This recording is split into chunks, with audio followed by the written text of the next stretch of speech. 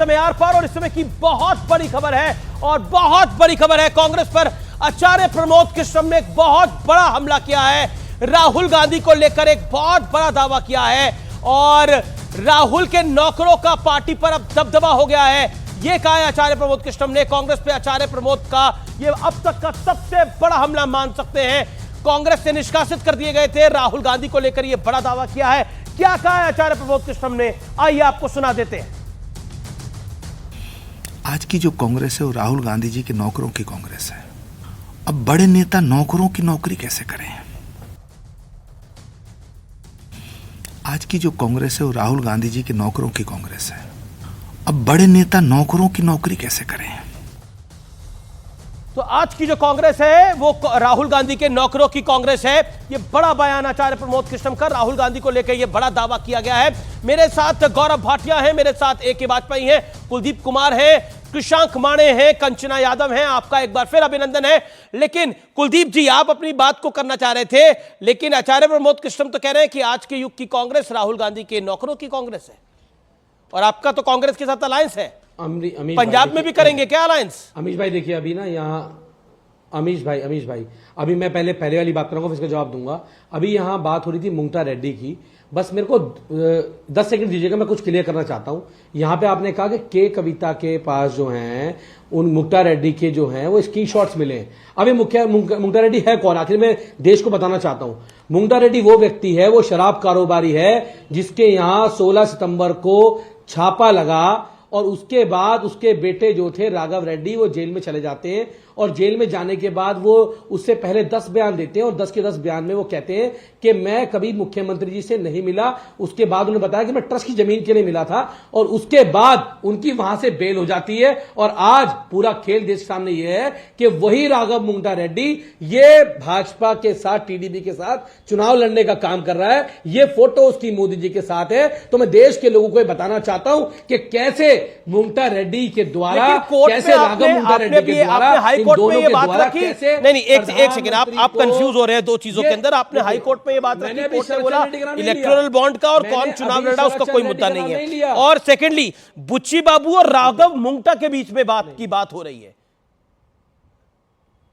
हाँ, तो वही मैंने बताया, गुच्ची बाबू और राघव मुंगटा। वो राघव मुंगटा तो वही है जो टीडीपी, जो भाजपा का अलायंस है, मोदी जी की फोटो दोहरा रहे हैं जो आपने हाईकोर्ट में गलती करी। ये झगड़ा केंद्र और अरविंद केजरीवाल का नहीं है। ये मामला ईडी और अरविंद केजरीवाल के बीच में है। ये मामला आम आदमी पार्टी और ईडी के बीच में है। ये केंद्र का मामला नहीं है। ऑनरेबल हाईकोर्ट की जस्टिस ने अपने ऑर्डर में यही लिखा है।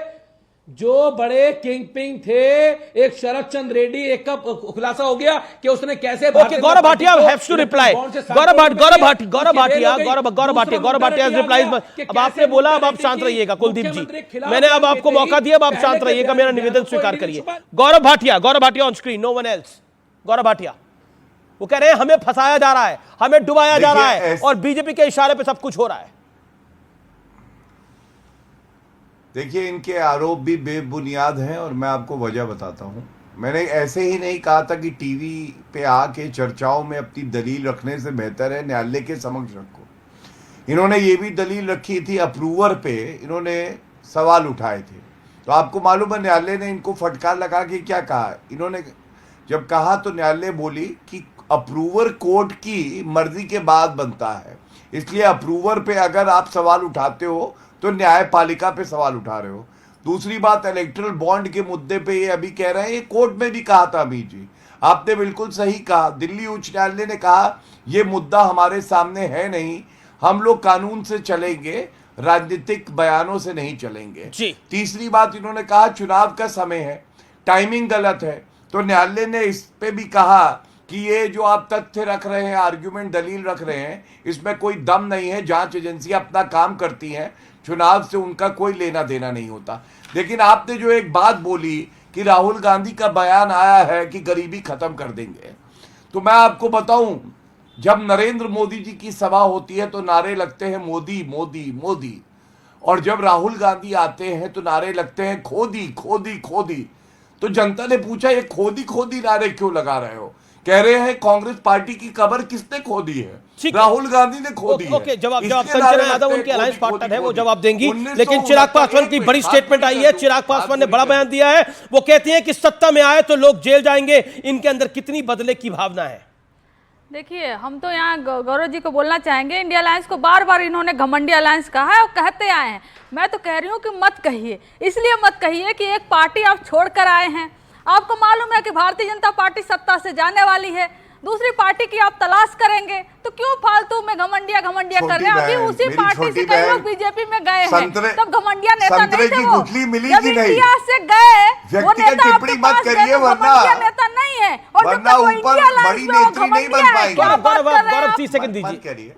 अच्छा अच्छा, गौरव ये अच्छा ये इतने अभी रोहन गुप्ता को भी ले लिया, अभी रोहन गुप्ता को भी ले लिया, उससे पहले गौरव वल्लभ को भी ले लिया। कई सारे नेता जा रहे हैं आपके पास। ये कौन सी मशीन चला रखी है? पंजे की सबको उंगलियां लिए टूट जा रही रहे हैं। अभी पता चला कि हमारी छोटी बहन भी आ गई। क्या पता पंजे की उंगलियां टूटी हैं, कुलदीप कुमार भी आ जाए, वो संस्कार ये मुझे भी आ नहीं जाए, चाहिए। क्या पता चले? वो संस्कार मुझे नहीं चाहिए जिसकी वजह से आप टीवी देखेंगे। पर ओके एक ही बात पे आचार्य प्रमोद कृष्णम का बयान कि कांग्रेस को अब राहुल गांधी के नौकर चला रहे हैं, इसके मायने क्या है? एक ही वाजपेयी तक आवाज नहीं जा पा रही है। पार्टी के सच्चे सिपाही है कुलदीप कुमार। नहीं अभी हाँ राघव, वो गौरव भाटे की तरह दल बदलू नहीं है कुलदीप कुमार। कभी सपा में, कभी यहाँ, कभी वहां, कभी वहां, कुछ नहीं पता कल कहीं और पहुंच जाओ आपका। अरे कल तो आपका आप तो नीतीश कुमार की चाचा निकल जाओ कुछ दिनों में। साहब भाग गए। लेकिन अब वक्त है आकार में सत्य और तथ्य का। आजकल पॉलिटिक्स में तानाशाही, लोकतंत्र की हत्या, इमरजेंसी जैसे शब्द जबरदस्त ट्रेंड कर रहे हैं और बहुत इजीली इनको यूज किया जाता है। लेकिन क्या आपको असलियत में इन शब्दों के मायने पता है? इनके मायने समझाने के लिए आपको मैं फ्लैशबैक में लेकर चलता हूं। और बात आपातकाल के बाद की है, जब इंदिरा गांधी चुनाव में बुरी तरह हार गई थी। साल था 19 दिसंबर 1978 का। इंदिरा गांधी को विशेषाधिकार हनन के आरोप में मोरारजी देसाई की सरकार ने अरेस्ट करा दिया था। लेकिन इसके बाद जो कुछ हुआ उसे कोई सपने में भी नहीं सोच सकता था। वो तारीख थी 20 दिसंबर 1978। लखनऊ से फ्लाइट संख्या IC410 ने दिल्ली से लखनऊ के लिए उड़ान भरी, यानी प्लेन उड़ा। लेकिन दिल्ली में लैंडिंग से ठीक 15 मिनट पहले दो यात्री अपनी सीट से खड़े हो गए और सीधे कॉकपिट में जा पहुंचे और पायलट के सिर पर बंदूक तान दी। इन दोनों यात्रियों ने प्लेन को हाईजैक कर लिया था। इनमें एक का नाम था भोलानाथ और दूसरे का नाम था देवेंद्र। इन्होंने प्लेन को नेपाल ले जाने की मांग की, लेकिन प्लेन में फ्यूल, ईंधन कम था, लिहाजा प्लेन को वाराणसी की तरफ मोड़ दिया गया। इन दोनों हाईजैकर्स ने यात्रियों की रिहाई के लिए जो शर्तें रखी उसे सुनकर आप बिल्कुल हैरान रह जाएंगे। उनकी मांग थी इंदिरा गांधी की रिहाई और संजय गांधी के खिलाफ दायर सभी मामलों को हटवाया जाए। अभी धमकी दे रहे हैं ना, मोदी को जेल में डालेंगे, लेकिन वहां क्या आ जा रहा था कि ये सब मामले हटाए जाएं। अब इन दोनों का असली परिचय भी जान लीजिए। भोलानाथ पांडे और देवेंद्र पांडे यूथ कांग्रेस के नेता थे और गांधी परिवार के लिए इन्होंने एक पूरे हवाई जहाज को बंधक बना दिया था। हालांकि काफी मशक्कत के बाद हाई जैकिंग की सिचुएशन तो हल हो गई, लेकिन आगे की कहानी और भी चौंकाने वाली है। आप शॉक्ड रह जाएंगे, क्योंकि गांधी परिवार की के लिए हाई जैकिंग करने वाले भोलानाथ और देवेंद्र को इंदिरा गांधी ने गिफ्ट दिया और विधानसभा का टिकट दे दिया। यानी गांधी परिवार ने भी वफादारी की पूरी कीमत निभाई, भोलानाथ पांडे और देवेंद्र पांडे को अदा की। हाईजैकिंग कांड के 2 साल बाद यानी साल 1980 में जब इंदिरा गांधी वापस सत्ता में लौटी तो उन्होंने भोला पांडे और को बलिया से और देवेंद्र पांडे को सुल्तानपुर से विधानसभा का टिकट दिया। भोला पांडे 1980 और 79 में विधायक बने, जबकि देवेंद्र पांडे 1980 और 85 तक विधायक बने रहे। इतना नहीं, देवेंद्र पांडे को तो उत्तर प्रदेश का कांग्रेस कमेटी का महासचिव, बड़ा पद होता है, जनरल सेक्रेटरी बनाया गया। यानी इंदिरा गांधी के लिए करीब 130 भारतीयों की जान को जोखिम में डालने वाले दोनों कांग्रेस नेताओं को गांधी परिवार और इंदिरा गांधी की तरफ से भरपूर सम्मान सिर्फ नहीं दिया गया, टिकट से नवाजा गया। सवाल यह है कि गांधी परिवार ने जो गिफ्ट भोला और देवेंद्र को दिया, क्या वो लोकतंत्र के दायरे में था? क्या हाईजैकर्स का सम्मान संविधान का अपमान नहीं था? जिन्हें जेल में होना चाहिए था उन्हें विधानसभाओं में पहुंचा दिया गया। कांग्रेस ने लोकतंत्र की हत्या नहीं की थी। दशकों तक, यह सवाल है, दशकों तक प्राइवेट लिमिटेड कंपनी की तरह इस्तेमाल करने वालों को आज अपने गिरबां पे जरूर झांकना चाहिए और देखना चाहिए।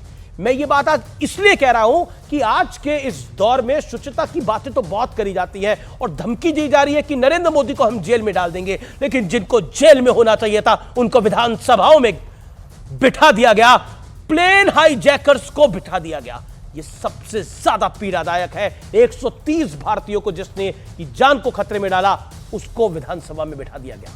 तो फिलहाल आज के इस कार्यक्रम में इतना ही।